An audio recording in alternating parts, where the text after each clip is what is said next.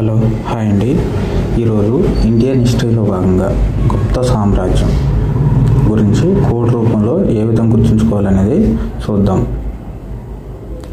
అయితే చూస్తున్న ప్రతి ఒక్కరు కూడా ఈ వీడియోని లైక్ చేయండి మరియు నన్ను సపోర్ట్ చేయండి.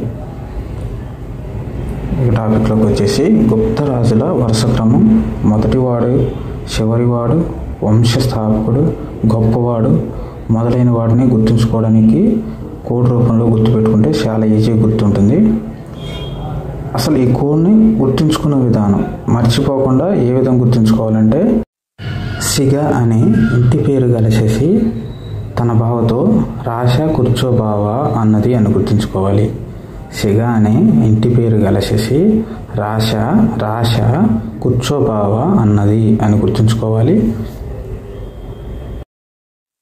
ఫైనల్గా కోడ్ వచ్చేసి సిగ శశి రాశ కూర్చో బావి, సిగ శశి రాశ కూర్చో బావి లేదా సిగ శశి రాశ కూర్చో బావ అన్నది, సిగ శశి రాశ కూర్చో బావ అన్నది.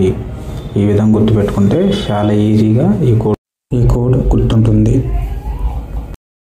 ఇక్కడ శ్రీ అంటే శ్రీగుప్తుడు, ఇతను వంశస్థాపకుడు. ఈ కోడ్లోని మొదటి అక్షరం శ్రీ కాబట్టి శ్రీగుప్త వంశస్థాపకుడు శ్రీగుప్తుడు అని గుర్తుంచుకోవాలి. గుప్త వంశస్థాపకుడు శ్రీగుప్తుడు కాబట్టి కోడ్ కూడా శ్రీతోటే స్టార్ట్ అవుతుందని గుర్తుంచుకోవాలి. ఇక్కడ గా అంటే కతుస్కసుడు, ష అంటే చంద్రగుప్తుడు, సి అంటే సి అంటే ఇంగ్లీష్లో సముద్రం కాబట్టి సముద్రగుప్తుడు అని గుర్తుంచుకోవాలి. ఇతను ఈ వంశంలో గొప్పవాడు. రా అంటే రామగుప్తుడు, శం అంటే చంద్రగుప్తుడు రెండోవాడు. షా అనేది రెండోసారి వచ్చింది కాబట్టి రెండవ చంద్రగుప్తుడు. కు అంటే కుమారగుప్తుడు, చో అంటే స్కందగుప్తుడు, బా అంటే భానుగుప్తుడు, వి అంటే విష్ణుగుప్తుడు. ఇతను చివరివాడు. మళ్ళీ ఒకసారి చూద్దాం. శశి రాశ కూర్చో బావ అన్నది, సిగ అనే శశి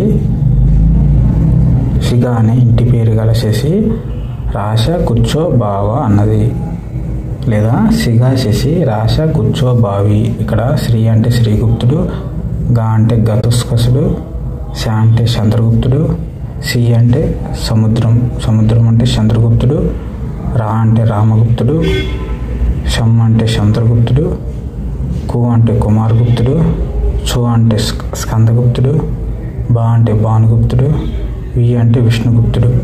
ఇతను ఈ వంశంలో చివరివాడు. ఈ కోడ్ నచ్చితే తప్పకుండా లైక్ చేయండి మరియు షేర్ చేయండి.